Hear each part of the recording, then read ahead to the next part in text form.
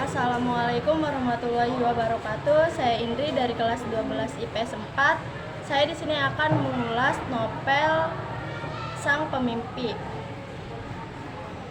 karya Andrea Hirata, penerbit PT Bentang Pustaka, jumlah halaman 292, tahun terbit 2006. Novel berjudul Sang Pemimpi karya Andrea Hirata ini merupakan sequel kedua dari tetralogi Laskar Pelangi. Novel ini mengisahkan tentang 3 orang pemuda yang berjuang meraih mimpi dalam hidup mereka. Ketiga pemuda tersebut adalah Ikal, Arai, dan Jimron. Novel ini sesungguhnya menceritakan kisah hidup Ikal, tokoh utama dalam novel Laskar Pelangi, sewaktu remaja yang duduk di bangku SMA.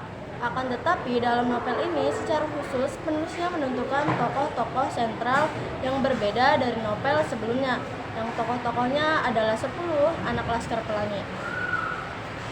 Mimpi-mimpi itu bermula dari sebuah desa kecil yang ada di Pulau Belitung.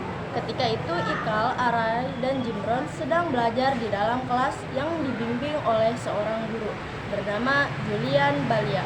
Guru inilah yang menemukan bibit-bibit mimpi bagi Ikal, Arai, dan Jimron untuk berani bermimpi setinggi-tingginya. Dia berkata kepada anak-anak didiknya bahwa manusia harus berani bermimpi. Bermimpi inilah yang besar, maka Tuhan akan memeluk mimpi-mimpimu. Begitu nasihat inspiratif yang dilontarkan dengan penuh semangat oleh guru kesayangan ketiga. Remaja itu mendengar nasihat inspiratif yang dilontarkan oleh guru. Maka bibit-bibit mimpi dalam diri Ikal, Jimroy, dan Arai pun mulai tumbuh. Arai mematik semangat kedua sahabatnya tersebut dengan kata-kata inspiratif seperti yang telah dilontarkan oleh Pak Julian. Arai bermimpi suatu saat nanti ia akan berkeliling dunia dengan menjelajahi Eropa dan Afrika. Ikal pun terkesima dengan mimpi-mimpi dilontarkan oleh Arai. Kemudian Arai pun menjelaskan langkah-langkah yang harus mereka tepati mulai saat ini demi mimpi-mimpi tersebut. Pertama-tama mereka harus menyelesaikan sekolah, melanjutkan pendidikan perguruan tinggi, dan mencari beasiswa S2 di luar negeri. Mimpi Arai dan Ikal lantas tertuju pada Universitas Sorbonne, Paris, yang juga akan menjadi tujuan mereka berikutnya. Ikal terpengaruh oleh mimpi Arai dan berniat untuk mengikuti sahabatnya itu, sementara Jimron masih menyembunyikan mimpi apa yang hendak ia kejar. Langkah pertama pun dimulai. Upaya untuk terus bersekolah sampai lulus SMA dilakukan oleh ketiga remaja itu dengan kerja keras dan air mata. Arai, Jimroy, dan Ikal adalah anak-anak dari keluarga miskin yang mengharuskan mereka untuk bekerja demi memenuhi kebutuhan sekolah. Sepulang sekolah, tiga sahabatnya itu bekerja serabutan di warung kopi dan tempat pelelangan ikan. Tak jarang mereka menjadi kuli panggul di pelabuhan. Semua itu mereka lakukan demi mimpi-mimpi yang sedang mereka kejar.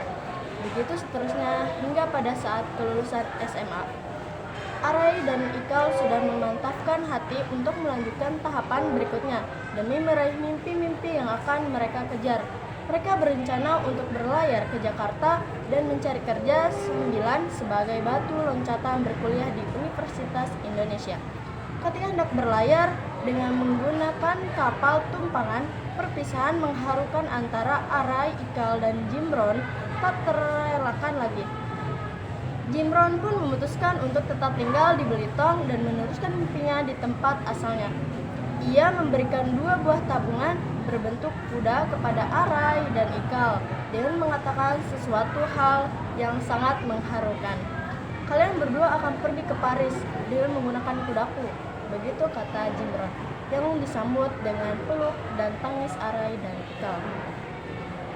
Perjuangan dan meraih mimpi-mimpi itu pada akhirnya membuahkan hasil beberapa tahun berlalu.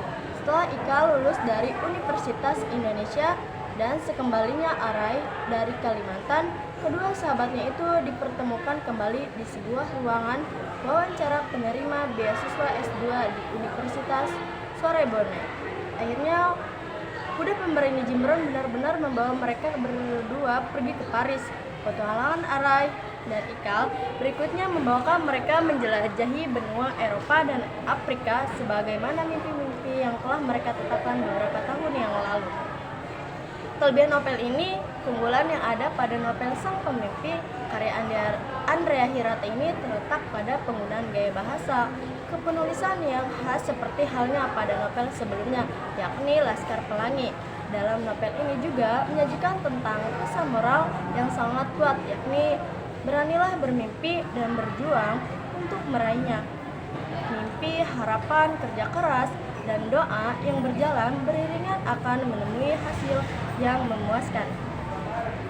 Kekurangan pada alur cerita.